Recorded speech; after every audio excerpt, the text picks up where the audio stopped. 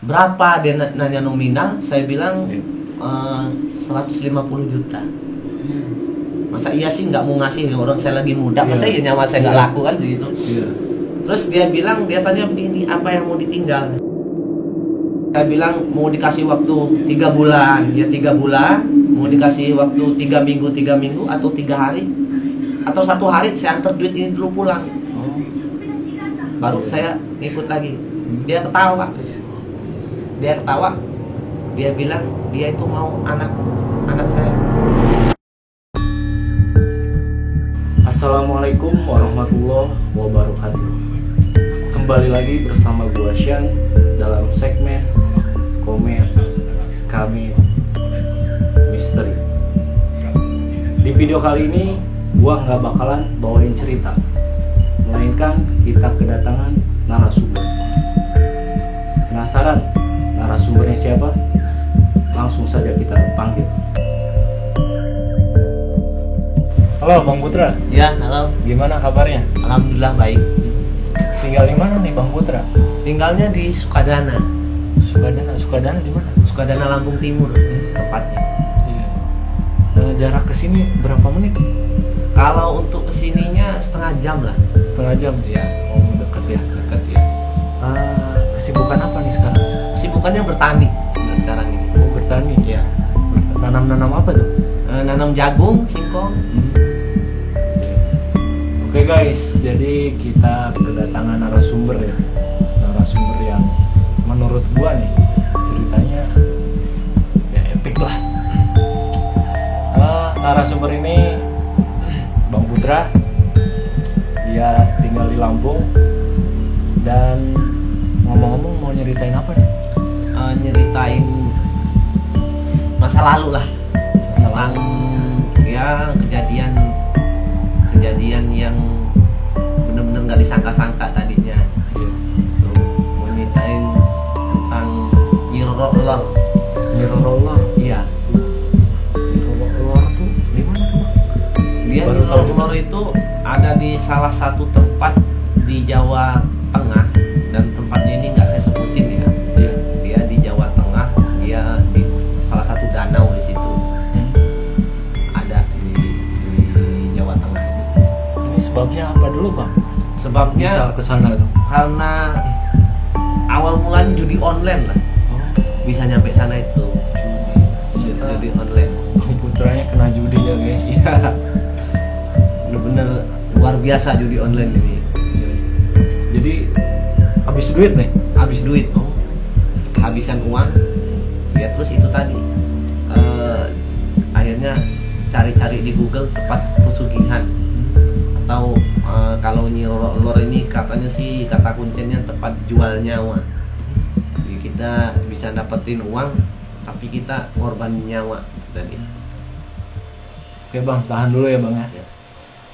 Oke guys, sebelum kita masuk cerita, buat penonton baru ataupun penonton lama yang cuma nonton aja nih, ya tolonglah, tolong pengertiannya ya. Dan jangan lupa juga like-nya. Oke, tanpa berlama-lama lagi, waktunya kita berkomen kami.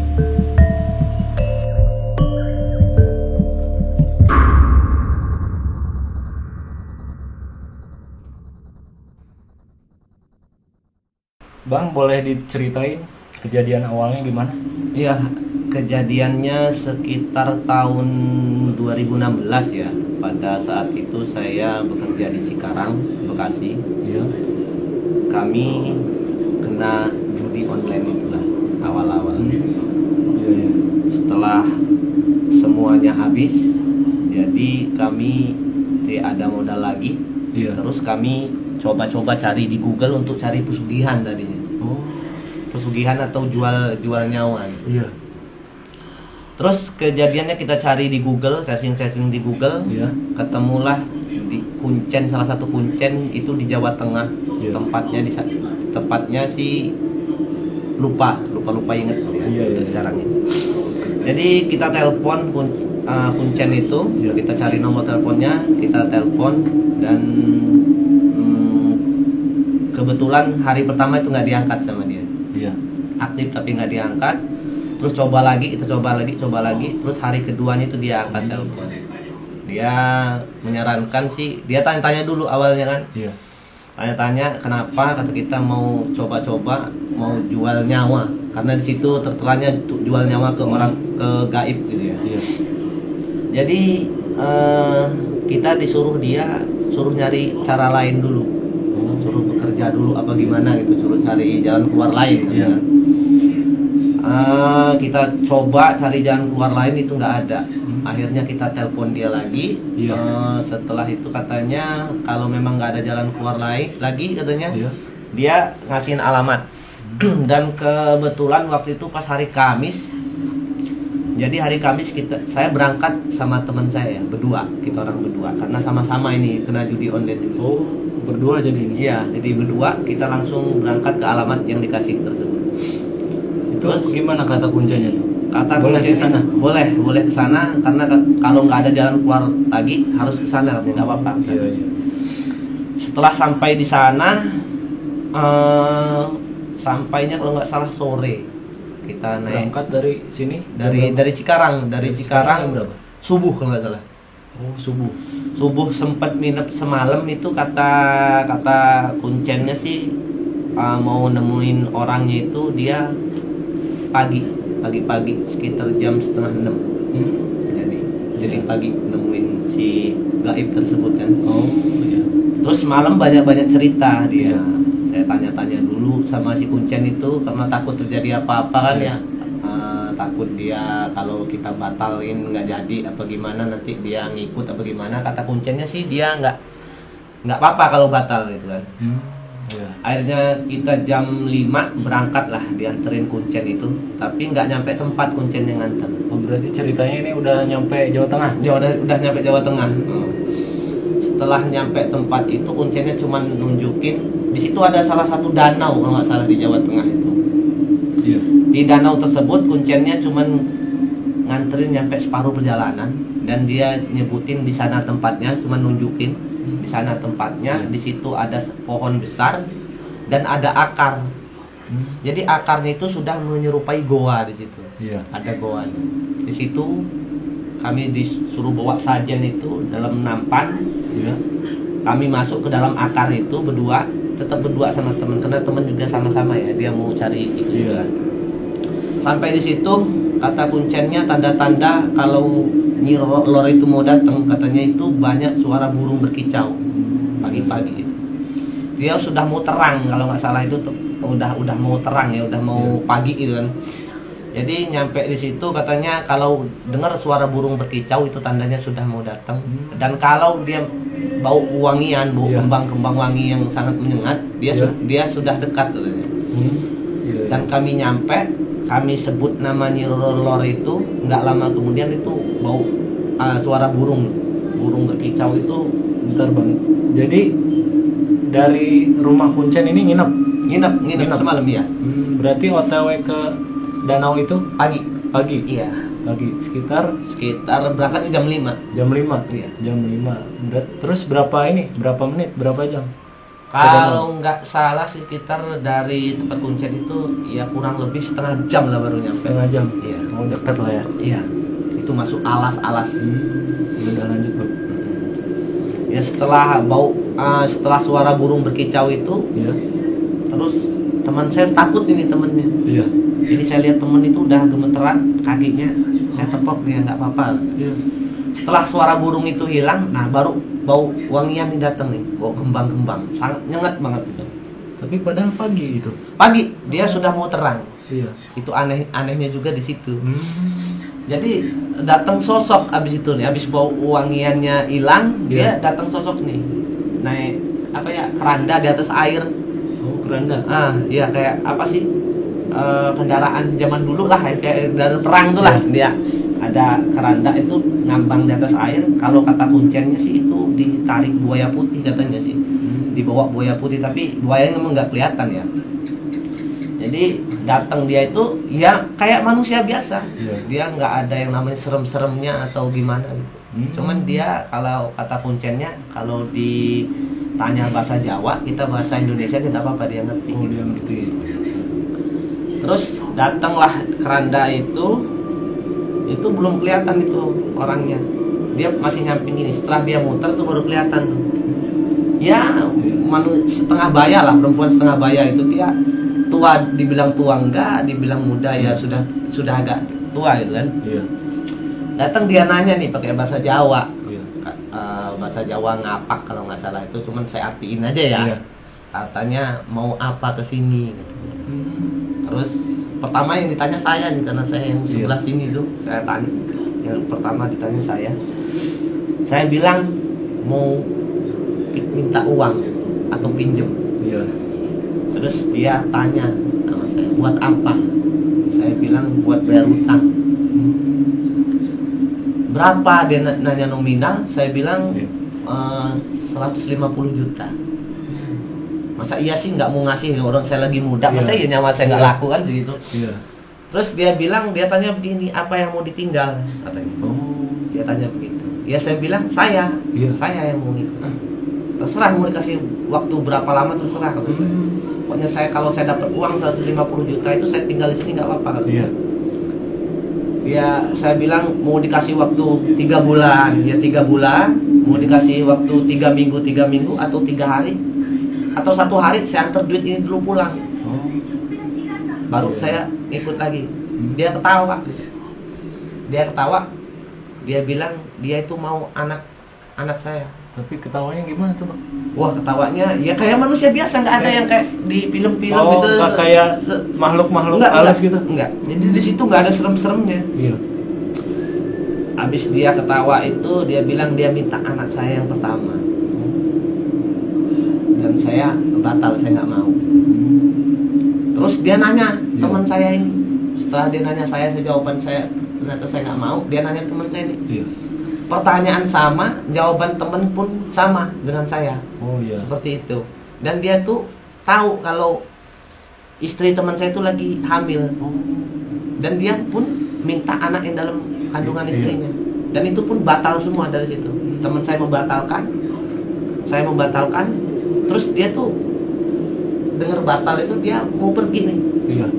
Setelah dia mau pergi, ini niat jelek udah ada nih, kabur aja. Oh iya. Jadi kabur, sajen itu kita tendang ke dalam air, kita langsung kabur. Kabur, nggak ke rumah kuncen itu lagi, nggak. Iya. Langsung ke tempat penduduk, nggak ke rumah kuncen, minta antar ke terminal. Langsung balik, langsung nyari ini, langsung balik ke ini, Iya. ke Cikarang lagi. Dari situ, terus sampai di Cikarang. Ini lanjut cerita ini ya. Iya. Ini gimana itu, Bang? Itu pas sebelum ninggalin itu si siapa? Nyi Roro. Lor. Iya. Itu kemana lagi tuh? Dia, Jalannya? kita orang udah nggak merhatiin itu lagi. Oh, berarti Pokoknya pas dia pamit, dia udah belokin kereta itu, kita orang kaget. Ya sampai ketendang itu sajennya itu yang dalam nampan itu. Kita orang langsung naik ke darat, kita langsung ini. tapi pas ngebatalin nih, ngebatalin ya transaksi itu, Iya. Itu nggak bilang apa-apa dulu? Enggak, dia cuma terakhirnya bilang ketawa. Dia bilang bahwa dia minta anak. Dan yang di dalam kandungan dan anak saya itu kita orang batalin. Iya. Dan dengar batal itu dia langsung balik nih. Balikin keretanya, berbalik. Kita orang udah nggak beratin itu lagi, langsung loncat pulang lari. Iya. Terus maaf nih, Bang, pas awal dia muncul kedatangan dia tuh, Ya. itu kelihatan nggak dari jauh? Kalau dari jauhnya nggak kelihatan. Tiba-tiba aja. Pokoknya kalau dia udah dengar suara burung berkicau dan wangian itu kita udah lihat dia. Iya. Pagi buta itu mungkin dia lagi kan banyak kabut ya, namanya di apa namanya? Atau danau. Rutenya gimana tuh rutenya? Kalau itu sih Apa belokan gitu? Belokan. Oh, belokan. Ya. Berarti Di danau itu. Abang Putra nunggu di sini tuh ini deket belokan gitu. Iya, tapi dia lebar, danaunya lebar. Kelihatan lah kalau kalau merhatiin dari jauh itu, kalau logika kita itu pasti kelihatan dia dari jauh. Cuman dia itu nggak tiba-tiba aja. Habis uangnya itu hilang, dia tiba-tiba udah deket dia. Nggak asalnya dari mana nggak tahu. Gitu. Ya udah, lanjut Bang. Nah, setelah sampai di Cikarang lagi nih, jadi udah bingung lagi ini. Duit udah tinggal sedikit, kita kerja udah nggak konsentrasi lagi di kerjaan karena udah fokus mau cari uang ini tadi lah. Gimana caranya supaya kita bisa berjudi lagi, karena waktu itu lihatnya benar-benar lagi gila-gilanya. Iya, lagi baru-baru kenal judi, lagi gila-gilanya judi. Terus dulu kan pernah kerja di Sukabumi saya dulu. Jadi dulu itu sempat jadi pernah teman ini ngebahas tentang tuyul katanya. Kalau mau beli tuyul itu ada tempatnya tersendiri. Jadi teleponlah temen, nanya alamat di tempatnya itu. Jadi di mana sih, lupa saya tempatnya juga. Pokoknya di antara perbatasan itu ada tempat penjualan tuyul. Datanglah, kalau nggak salah itu ustadz apa sejenis itulah, inilah ustadz apa gitu, pokoknya orang agama gitulah. Datang ke situ, kita mau beli tuyul di situ. Terus suruh dia masuk, ngobrol dulu di ruang Ini OTW-nya pas berapa hari kemudian? Sekitar 3-4 hari dari situ. Dari Jawa Tengah. Dari Jawa Tengah ini sampai di Cikarang, terus kita memang cari jalan yang lain gitu kan. Cari supaya dapat uang cepat lah. Terus sampai di situ, sampai di tempat orang itu, kita ngobrol-ngobrol. Ya, ngobrol-ngobrol berbincang-bincang inilah. Perkenalan, tanya-tanya, terus dibawalah dia ke ruangan tengah. Ke ruangan tengah itu, disitulah ya nggak tahu percaya nggak percaya, di situ tuh banyak rak botol-botol tuh. Banyak banget, itu ada ratusan kalau nggak salah botol-botol. Itu belum kelihatan itu tuyulnya itu. Belum kelihatan. Cuman di tengah-tengah itu memang ada dia baskom ditutup kain hitam tuh. Jadi pas kita katanya kalau mau beli itu kita raupan di air itu. Ini disebutnya siapa ini? Orang ini? Mbah atau siapa? Masih ini sih, belum berapa tua ya. Manggilnya siapa abang itu? Pak. Oh, bapak aja. Iya, Pak aja. Iya. Terus raupan ya, cuci bukan di situ, itu baru nongol tuh di botol itu kelihatan semua itu. Iya. Banyak, makanya saya bilang tuyul itu yang paling serem. Karena saya baru pertama lihat tuyul itu serem. Jadi matanya tuh merah, nggak ada hidung. Jadi mulutnya nih ke atas begini. Itu bener. Jadi dari situ takut, sempat mau mundur nih. Cuman kita, kata teman saya, kita perlu uang nih. Jadi berdua lagi nih sama teman yang tadi. Karena kita memang satu kontrakan lah. Satu perjuangan lah. Kalau zaman sekarang mah bestie kan. Bestie ya. Mungkin. Jadi nampaklah tuyul-tuyul itu. Jadi yang dalam satu botol itu ada yang isi 2, ada yang isi 1. Jadi tuyul lah. Jadi ada juga tuyul yang ganteng, ini ada tuyul. Dia pakaiannya rapi, ya pakai kayak tuyul, kalau kata orang sih tuyul Arab gitu. Dia memakai baju. Baju kayak jin-jin Arab itulah dia pakai itu. Ada rambut dia berkucir begini. Terus kalau yang tuyul-tuyul Indonesia itu biasa kayak tuyul-tuyul yang ini ya di TV lah, cuman TV kan manusia, ya lebih serem dari itu. Jadi harga tuyul itu sebenarnya nggak terlalu tinggi ya, duit cukup kalau untuk beli itu. Ada tarif-tarif. Ada tarif. Tuyul Indonesia itu dari harga 1,5 juta itu sampai 2,5 juta. Itu untuk tuyul lokal. Kata orang itu tuyul lokal. Dan yang tuyul Arab ini dia berkisaran dari 3 juta sampai 5 juta. Jadi kalau kata orangnya, saya kan tanya, penasaran, kelebihannya apa sih tuyul Arab ini? Kayak kalau tuyul lokal, tuyul Indonesia ini, dia ada males-malesnya juga katanya. Pas kebenaran temu yang bagus, dia bagus katanya, nggak males-malesan. Jadi tuyul lokal itu, dia kalau disuruh majikannya cari uang, dia dapat 2-3 lembar uang. Dia itu cuman yang dikasih ke majikannya cuma satu. Yang 1 lembar atau 2 lembar disimpan sama dia. Nanti kalau disuruh cari lagi, nah dia baru ngeluarin simpenannya itu. Ternyata dia main, katanya seperti itu. Terus kalau tuyul Arab ini makanya dibilang agak mahal. Dalam satu rumah ini dia bisa ngambil 2 atau 3 lembar dalam satu rumah. Kalau dia berangkat dapat 10 rumah udah lumayan. Dan itu pun dikasih semua ke yang majikannya itu tadi. Kalau tuyul yang mahal ini tadi, makanya kelas tuyul pun ada kelasnya. Terus saya tanya kan, persyaratan itu apa sih sebenarnya? Jadi saya itu harus beli kain selendang itu belum terasa takut, belum merinding belum. Jadi suruh beli kain yang mahal untuk gendong tuyul itu, untuk bawa tuyul itu pulang. Dan persyaratan kedua itu harus sudah mempunyai istri. Dan kebetulan saya udah punya istri ya. Dan teman saya pun udah punya. Dan cukup syarat kedua. Yang ketiga itu dia harus makan itu dari istri kita. Netek lah ibaratnya. Nah di situ yang bikin kita nggak mau. Karena kita berusaha ini supaya untuk keluarga lah kita.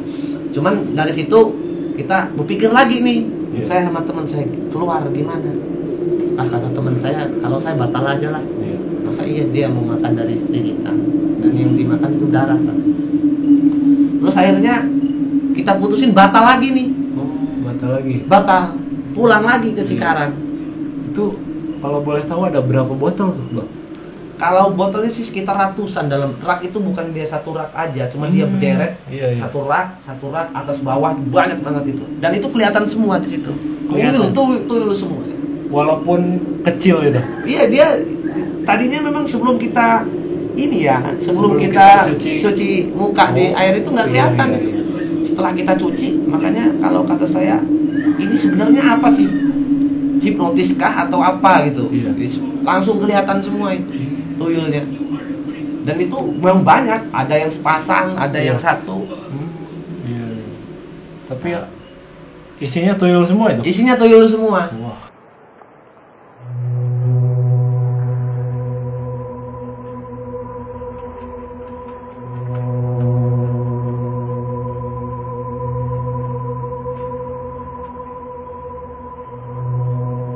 Lanjut, terus kita dari balik ke Cikarang, berhenti dulu ini sambil cari solusi yang lain. Sekitar beberapa hari, seminggu kalau nggak salah itu, seminggu lebih lah. Kita cari-cari di Google gimana untuk menghasilkan uang untuk berjudi, lanjut judi lagi nih.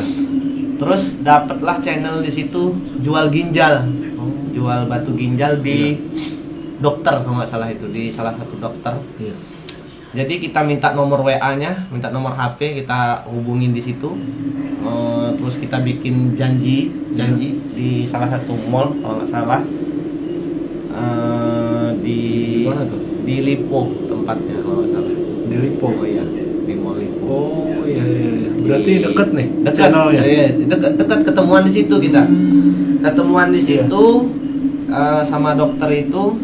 Terus sampai di situ kita biasalah tempat makan ketemunya. Kita beli makan sambil nunggu dokter itu. Nggak lama dia datang nih berdua sama nggak tahu perawat apa gimana gitu kan. Terus kita ngobrol-ngobrol di situlah, tanya-tanya harga ginjal ini berapa, langsung to the point. Kita sambil kita makan itu kita tanya harga ginjal ini kalau nggak salah bisa 80 jutaan waktu itu satu ginjal. Terus kita tanya-tanya harga ginjal, katanya sekitar 80-an kalau ginjal bersih. Kalau ginjal kotor itu sekitar 3 sampai 5 juta katanya. Terus dari situ ngobrol sama temen gimana. Itu udah ada rencana kita. Setelah dengar harga itu kita udah ada rencana. Jadi ini kayaknya gitu kan. Setelah tanya-tanya gimana kalau ginjal kita kotor gitu. Ya harganya dari 3 juta sampai 5 juta. Terus tanya lagi nih, ngetahuin ginjal bersih kotornya gimana? Ternyata katanya memang harus dioperasi dulu melihat itu. Jadi dari situ berpikir lagi nih berdua ini. Iya. Waduh, gimana ini? Kalau ginjal kita kotor, harganya cuma segitu. Iya. Kalau setelah dioperasi tahunya ginjal kita kotor, gimana? Iya. Akhirnya batal lagi itu. Batal lagi, ya udah. Akhirnya kita bilang batal. Habis makan tuh balik lagi nih ke kontrakan. Makan siapa yang nyiapin? Ya kita uang kita berdua ini. Aduh, udah rugi lagi nih. Berarti nggak masing-masing nih? Ya nggak masing-masing ini, karena kita yang manggil dia kan, manggil Iya, dokter itu kan berdua lagi. Udah lumayan itu keluar uangnya makan di restoran itu. Terus berpikir lagi nih. Iya. Nyampe kontrakan kita balik, selang 2 hari, kalau ini nggak lama, selang 2 hari dapat channel lagi ini. Iya. Uang gaib katanya. Uang gaib. Itu deket juga di daerah Bekasi kalau nggak salah itu. Ada kita cari di Google itu jual uang gaib, katanya uang itu bisa kembali lagi. Terus selang 2 hari kita langsung masuk ke tempat orangnya ini. Iya. Langsung, ya kalau ini orang tua, mbah lah, bisa dikatakan mbah. Bekasi Cikarang deket ya bang? Nah, dia dekat. Dari situ memang kita udah siap berangkat pagi, nyampe sekitar jam 10 atau jam setengah 11 nyampe rumah tempat orangnya. Kita langsung ketemu, nuju alamat itu, ketemu sama orangnya, langsung tanya. Dari situ kita ngobrol, kebetulan dia selang 1 jam lah, karena dia lagi ada tamu waktu itu. Kita tunggu dulu di depan, terus akhirnya kita berdua dipanggil nih. Setelah tamunya pulang, kita berdua dipanggil di situ. Tanya lah kita, gimana? Katanya sini perlu apa? Kata kita baca di Google, kata kita memang bapak ini, mbah ini, si mbah ini katanya jual uang gaib. Itu gimana prosesnya? Jadi tanya dulu tuh gimana uang gaib itu kerja kan? Iya. Kerjanya uang gaib itu seperti apa? Nah, terus dia cerita ini. Uang gaib itu, uang gaib ini kalau untuk harga agak miring lah, murah. Dia harganya murah, dapatnya itu 2 lembar. Harganya waktu itu kalau nggak salah 750.000, dia dapat uang 2 lembar. 50 ribuannya 2. Cara kerjanya itu untuk pertama memang kita disuruh tes dulu di lingkungan kita ini. Dari 5 desa lah, ibaratnya kalau untuk di perdesaan itu 5 desa atau 5 kota tempat kita ngetes awal. Jadi kata orangnya, ngetes itu usahakan uang itu kembali. Uang kembali itu begini, uang itu memang dilipat 2, lipat kecil kayak gitu. Kita kasih ke yang punya warung. Terus kita beli apa, usahakan uang itu jangan habis, ada sisa. Ibaratnya duit 50.000 itu ya habis 49.000, yang penting ada sisanya. Usahakan orang itu ngebuka pas kita lagi di situ uang itu. Jadi kalau uang itu dibuka kita lagi di situ, itu uangnya pasti akan kembali ke kita katanya. Karena waktu dibuka itu jinnya keluar katanya. Katanya seperti itu. Keuntungan kita, uang itu kembali lagi jadi 50.000, belanjaan kita nih untungnya. Apa ya, rokok ya, apa yang penting uang itu jangan habis gitu kan. Berpikir lagi saya sama teman saya, kita kita beli jadi ini, dan itu nggak ada tumbal, kata orang itu nggak ada yang minta ini itu nggak ada. Cuman kata kita dipikir lagi pakai logika, bener nggak ini sih? Mau kita tes nanti hilang uang lagi, sedangkan uang kita ini udah bener-bener yang tipis ya. Namanya kita orang perantau kan ya. Iya, kalau dibuka sama yang punya warung. Kalau nggak dibuka sama yang punya warung, uang itu hilang aja ini. Iya, pertama nggak dibuka. Terus masih ada 1 lagi seret. Terus kita beli lagi, nggak dibuka lagi. Itu hilang semua uang itu. Nggak ada lagi kan. Berpikir lagi ini sama teman. Aduh gimana ini? Ya udah beli aja, kata temen, nyaranin beli. Terus berpikir, ya kalau balik, kalau nggak ini kita rugi lagi ini. Masa kita mau beli lagi ke sini kan? Akhirnya gagal lagi dari situ. Gagal, udah dari situ kita balik lagi ke kontrakan. Akhirnya nyampe situ kita berpikir lagi, memang udah nggak ada ini ya, nggak ada solusi untuk di situ ya, nggak ada solusi. Akhirnya teman saya lanjut kerja, dia nyari kerjaan lagi, lanjut bekerja, dan saya pulang kampung. selesai dari situ, udah memang nggak ada harapan lagi, kita cari uang gampang gitu. Pulang ke kampung, bertani lagi di kampung. Jadi nggak ini, maksudnya itu pas kesana kemari tuh emang udah putus kerja apa masih kerja tuh? Kalau saya lagi kerja waktu itu, kebetulan saya lagi kerja, cuman kita memang ya gimana ya, kita kerja dapat uang 100-200 sehari, tapi yang kita kalahin untuk judi itu kan berjuta-juta. Setiap kita gajian habis, utang udah banyak kan. Akhirnya saya putusin kalau lagi megang uang itu memang kita lagi berjudi, belum bisa berhenti. Akhirnya saya putusin pulang kampung aja. Mungkin di situ saya bisa berhenti berjudi.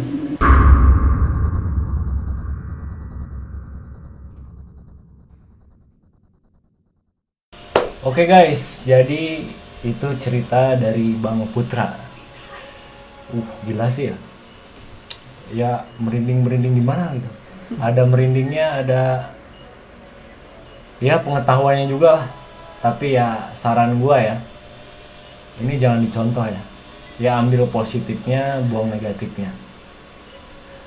Bang Putra, jadi saya mau nanya nih beberapa pertanyaan lah. Iya. Untuk sekarang nih, apa masih judi atau udah berhenti nih? Sekarang ini ya berhenti sedikit kadang-kadang waktu lagi, jangan dijadiin, waktu itu kan hobi ya. Iya. Kalau sekarang ini ya dijadiin apa ya, iseng-iseng aja sih. Iseng-iseng dan nggak terlalu banyak gitu. Tapi ini ya belum berhenti total gitu. Total belum. Kalau waktu itu kan setiap detik dan setiap menit ya. Iya. Kalau sekarang ini ya seminggu sekali ya. Dan itu nggak terlalu ini sih, makan uang banyak gitu kan. Ya dikit-dikit aja. Iseng-iseng aja waktu iseng-iseng. Itu masuknya itu apa ya? Penyakit atau apa Bang kalau judi itu? Ya mungkin kalau menurut saya itu penyakit ya. Penyakit. Saya sudah kemana-mana ini. Iya. Pengen berhenti ini. Gimana sih caranya berhenti? Dan caranya waktu saya nggak pegang uang itu waktu bisa berhenti. Kalau lagi pegang uang itu ya masih mau dikit-dikit masih mau. Cuman dapat pelajaran ya nggak terlalu kayak waktu itu aja lah. Pelajarannya di situ. Jadi masih udah bisa ngerem. Kalau waktu itu nggak bisa ngerem. Kalau sekarang ini nggak terlalu. Terus masalah ini Bang, masalah apa? Nyi Roro Lor ya? Iya. Nyi Roro Lor ini saya juga baru tahu nih tentang Nyi Roro Lor ini. Iya. Itu apa ada mitos dulunya, ada apa gitu? Kata kuncen gitu. Kalau kata kuncennya sih karena di situ kita waktunya singkat ya, datang kita udah sore dan malam itu nggak banyak cerita, mau istirahat dulu kan besok karena kita mau pergi nemuin. Ceritanya sih Nyi Lor itu memang ada hubungannya sama Nyi Blorong kalau katanya sih. Masih ada hubungan sama Nyi Blorong gitu. Dia tepatnya memang di danau, nggak tahu juga danaunya danau apa waktu itu. Danaunya lumayan lebar sih, lumayan panjang dan lebar danaunya di situ. Cuman yang kuncen itu bilang ya itu dia masih ada hubungannya, nggak tahu keturunan atau hubungan sama Nyi Blorong itu tadi. Terus ya masalah ini Bang, kali ini Mas penonton masih pada nanya ya. Ini sosoknya gimana tuh, kayak gimana? Kalau sosoknya ya gimana ya, tadinya memang sebelum ketemu ini ada merinding. Teman saya tuh nyampe gemeteran ya. Gimana sosoknya, atau dia serem atau gimana? Dia nggak kalau menurut saya setelah lihat dia nggak terlalu serem sih. Dia kayak manusia biasa. Cuman dia rambutnya itu diikat ya kayak apa ya? Kayak kita lihat di sinetron itu Nyi Roro Kidul itu hampir itu dia. Rambutnya panjang diikat. Terus ada kembang-kembangnya itu ya. Dia pakai kayak apa ya? Kayak kayak permaisuri inilah. Di film-film itulah dia ada pakai baju apa sih? Baju zaman-zaman dulu itu. Dia ya dibilangin cantik ya.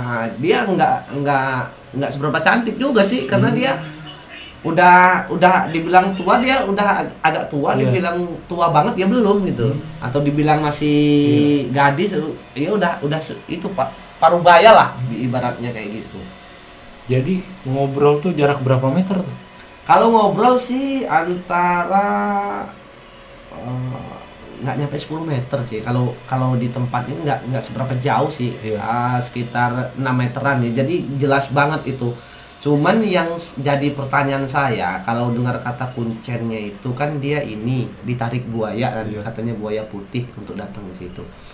Nah di situ saya nggak ngelihat buayanya. Iya. Nah di situ ya dia cuman naik keranda itu kayak ngambang di atas air gitu aja. Kerandanya tuh berbentuk apa tuh?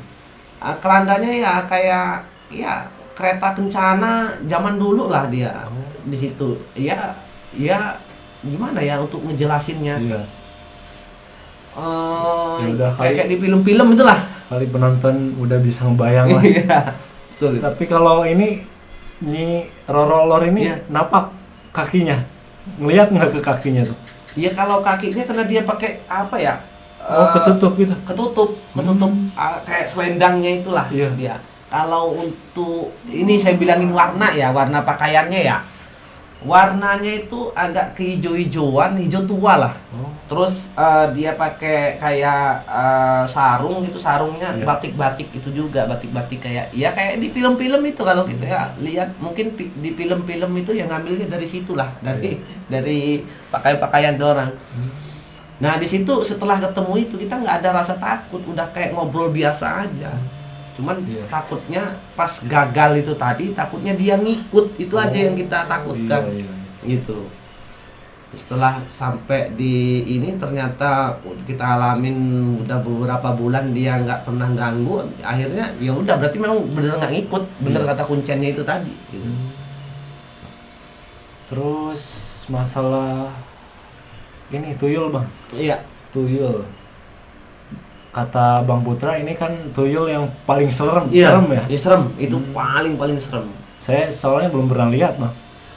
Kalau tuyul Jadi wujudnya itu kayak gitu ya. wujudnya seperti itu. Kalau dulu kan ya kita nonton film-film horor atau mimpi-mimpi setan, Iya. itu dia nggak seberapa inilah, karena kita ya serem-serem Iya. mereka, tapi nggak seberapa serem setelah saya melihat tuyul ini tadi.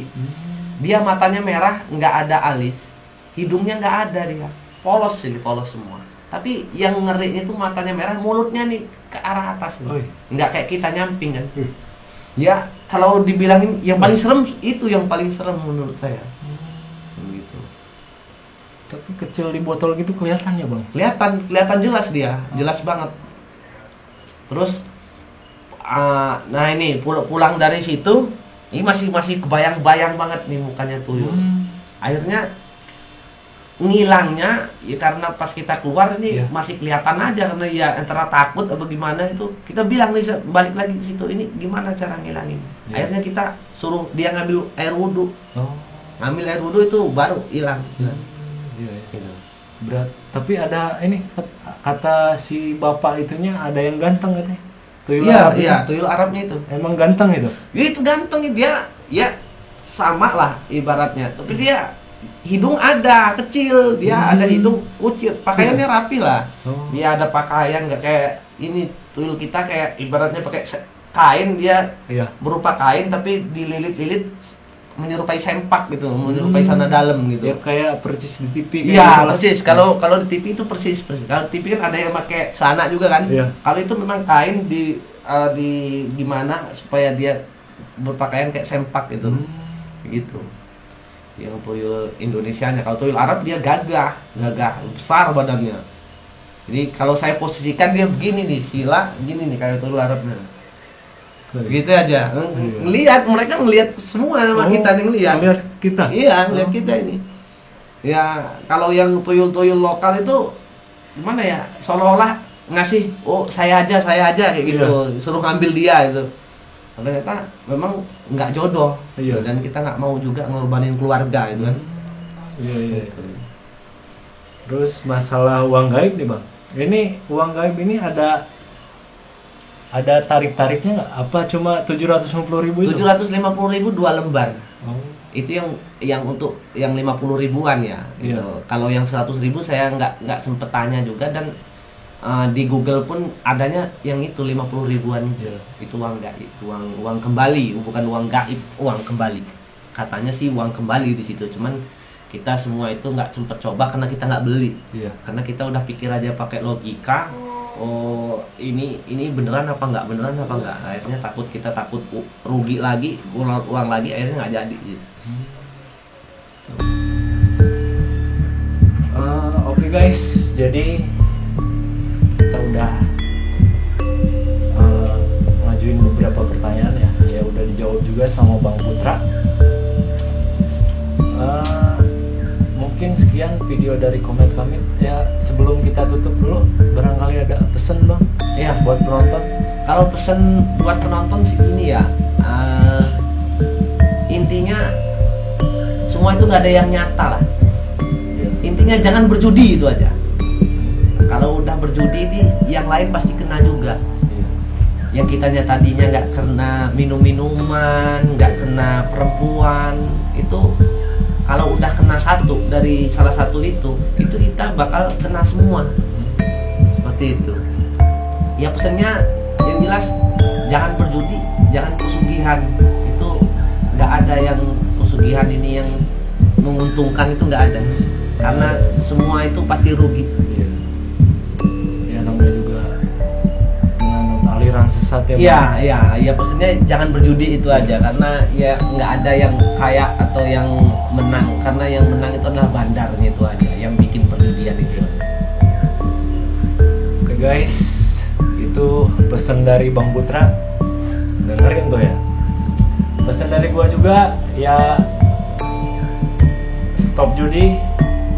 Dan apa yang dialamin Bang Putra ini ya tolonglah jangan diikutin. Dan kan Bang Putra ini ngasih tahu tempat-tempat ya saran saya sih, saran gua nggak usah dicari tahu lah, udah kita ambil positifnya aja, buang negatifnya.